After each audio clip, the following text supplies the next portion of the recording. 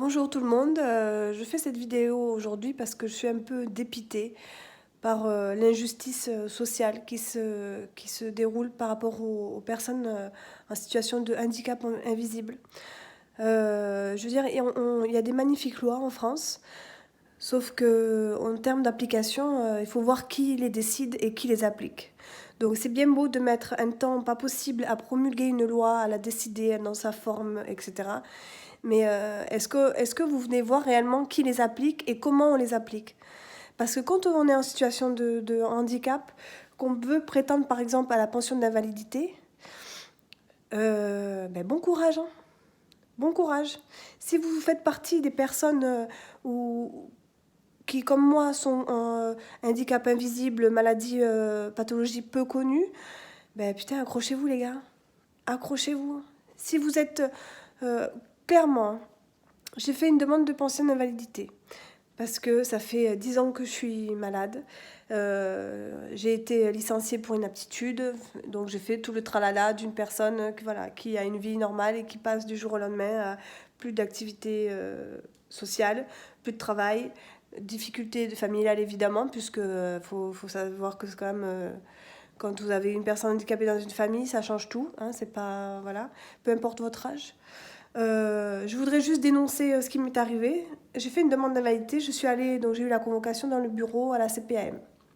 Donc je suis confrontée à un médecin conseil, si on peut appeler ça comme ça. En tout cas, c'est l'appellation qu'ils ont.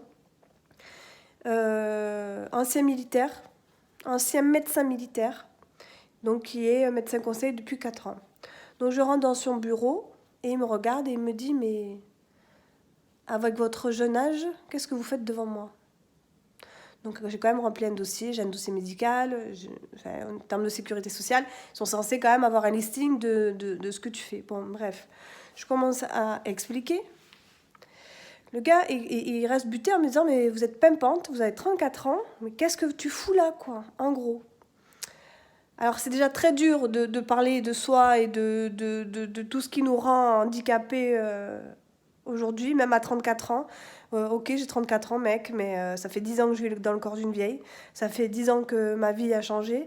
Ça fait 10 ans que j'ai plus d'activités, je ne fais plus d'activités qui me plaisent. Voilà, et encore, je ne vais pas rentrer dans les détails parce que ça saoule, quoi. Et le gars, il me dit, mais... Donc il me fait un cours sur les personnes qui ont été mutilées, les sportifs et tout ça. Il me dit, mais il faut aller travailler, madame. Genre, t'as rien à foutre là, quoi. T'as 34 ans, mais bouge ton cul. Je lui dis, mais vous croyez quoi? Je lui dis, vous croyez que je fais quoi depuis? Là, je viens de terminer une putain de formation. Je me suis cassé le cul pour rien.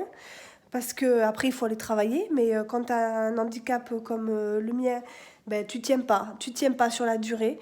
C'est tout l'intérêt de demander la pension d'invalidité, c'est-à-dire que tu peux prétendre à quelques heures de travail et espérer avoir une compensation financière pour le reste du temps que tu peux pas travailler. Ça te permet, même si tu, voilà, sur, je sais pas moi, sur 24 heures, si tu en fais que 5 ou 10, ça te rend utile, tu te sens utile, tu retrouves un lien social, voilà, c'est ce chose-là. Je veux pas rester chez moi, rien foutre. Quand je reste chez moi, c'est parce que je peux pas, que je suis malade et que je suis au bout du rouleau. Hein. Voilà. Donc non, à 34 ans, effectivement, j'aspire à d'autres choses, sauf que je ne peux pas. Pas parce que je ne veux pas, c'est que je ne peux pas. En gros, le gars, il me dit, si vous avez une jambe et deux jambes, deux bras, va bosser, quoi. Le gars, il me donne l'exemple d'un type qui s'est fait arracher une jambe et genre ça l'a rendu plus fort, du coup il s'est bougé, il a fait des trucs qu'il n'aurait jamais fait. Mais évidemment, mais est-ce qu'on est obligé d'être comparé à ça? Le gars, il me dit, regardez, je tape, il est sur son ordi, je tape fibromyalgie, il n'y a rien qui sort. Je dis pardon, il n'y a rien qui sort. Je suis venue moi-même, parce que ça je le sentais arriver, je suis venue moi-même avec le texte de la reconnaissance de la maladie fibromyalgie. Je lui ai amené le texte, qui est d'ailleurs officiellement reconnu par la Sécurité sociale sur le site de la Sécurité sociale. Il y a le petit livret qui a été envoyé, je lui ai montré, je lui ai donné. Le gars, il me dit, mais la douleur, parce que je lui dis, oui, c'est vrai, la fibromyalgie, il y a 90% de douleur tous les jours, du quotidien, qui entraîne de la fatigabilité. Le gars, il me dit, mais la douleur, ça c'est vous qui le dites, non, on peut pas le mesurer. Oh, qu'est-ce que tu racontes, mec? En gros, là, t'es en train de me dire que je te dis que j'ai mal, mais j'ai pas mal. Mais vous vous rendez compte le nombre de fois où je me suis fait chier à me faire suivre dans les centres de la douleur, où ils te filent, où j'ai des rendez-vous pour l'hypnose, pour le massage, pour le nini, pour le nana, la musicothérapie, tout le tralala, les médocs, j'ai tout essayé, hein. De l'opium à la morphine, j'ai tout fait, c'est bon, hein, je suis droguée officielle. Non mais vous êtes sérieux là? Le gars il ose te dire, c'est pas mesurable. Mais il y a des tests qui ont été faits justement pour évaluer la douleur des personnes.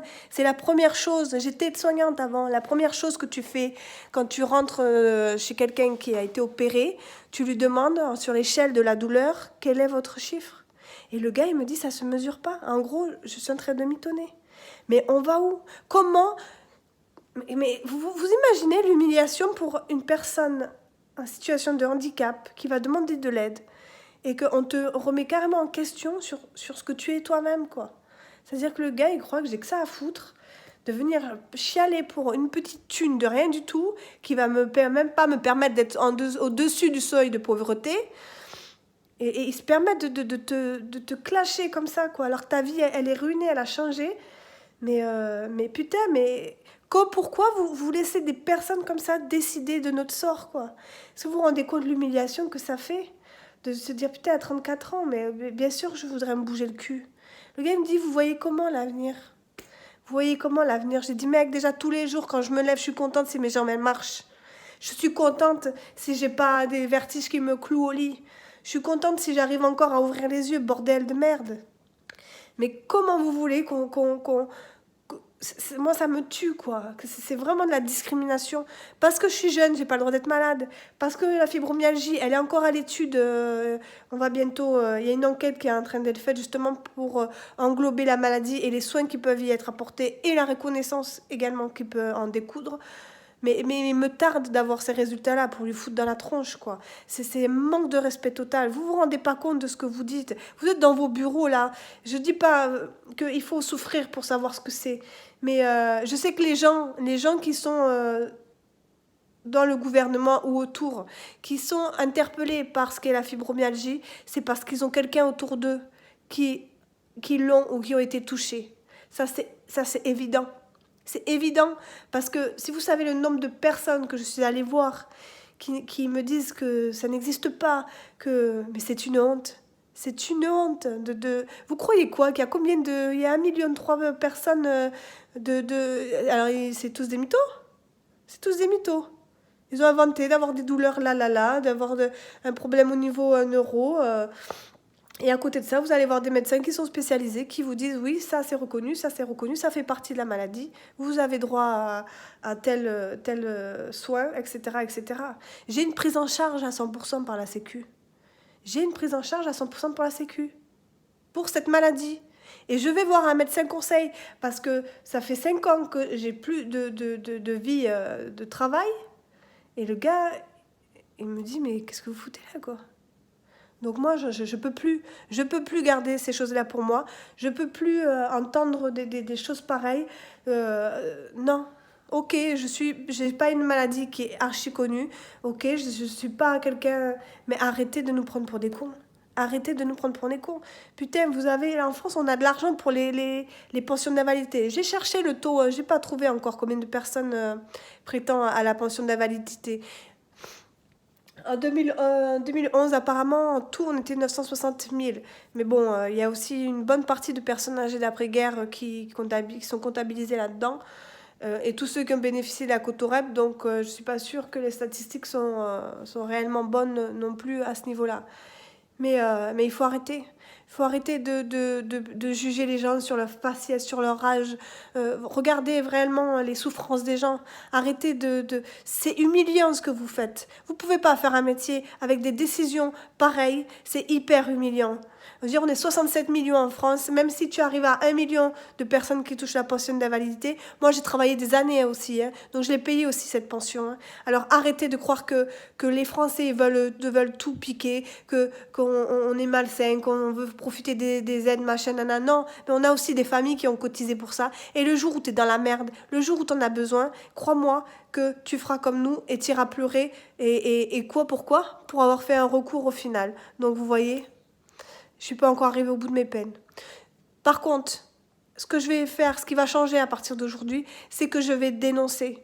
Je vais dénoncer le système qui nous discrimine. Parce que aujourd'hui, on discrimine le blanc, le noir, le machin, le truc, le gros, le maigre, oui. Mais il y a aussi la discrimination sur le handicap visible. Genre, alors là, non, parlons-en. Et le handicap invisible, c'est pareil. C'est pareil parce que si vous n'arrivez pas avec la jambe qui boite, vous n'êtes pas malade. Si vous avez une maladie neuro et que vous déglinguez pas devant le type, il s'en fout. La preuve, vous souffrez de douleurs chroniques du matin au soir. Ça fait 10 ans que je me réveille le matin avec des douleurs du matin au soir, que j'en peux plus, que je suis obligée de me droguer des fois pour avoir un petit moment de répit, pour retrouver encore un peu de force, parce qu'il faut quand même capter ces douleurs et vivre et subir au quotidien. C'est pas cadeau, quoi. Donc arrêtez, s'il vous plaît. Arrêtez de discriminer les gens pour ça.